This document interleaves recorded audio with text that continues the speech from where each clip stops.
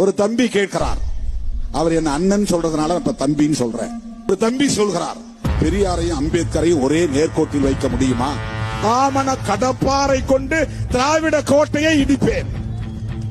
அந்த தம்பிக்கு நான் சொல்லுகிறேன், நீங்கள் வெளிப்படையாக வந்து விட்டீர்கள். பூனைக்குட்டி வெளியே வந்து விட்டது. இவ்வளவு காலம் நாங்கள் நம்பிக்கொண்டிருந்தோம் நீங்கள் தமிழ் தேசியம் தான் பேசுகிறீர்கள் என்று. இப்போதுதான் தெரிகிறது நீங்கள் இந்து தேசியம் தான் பேசுகிறீர்கள் என்று. ரெண்டு பேரு தங்களை தாங்களே அடையாளப்படுத்திக் கொண்டார்கள். தமிழ்நாட்டு மக்கள் விழிப்பாக இருக்க வேண்டும். தொடங்கிய தம்பி அவருக்கு ஒரே ஒரு அஜெண்டா தான், திமுக ஒரு தீய சக்தி, திமுக ஒரு தீய சக்தி. திமுகவை திட்டத்தை பத்தி எங்களுக்கு ஒன்றும் கவலை இல்லை, எங்களுக்கு அதுல ஒன்றும் பிரச்சனை கிடையாது.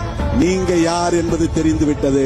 தம்பி சீமானும் தம்பி விஜயும் இன்றைக்கு RSS பெற்றெடுத்த பிள்ளைகள் என்பது அம்பலமாகிவிட்டது. பாஜகவின் பிள்ளைகள் என்பது அம்பலமாகிவிட்டது.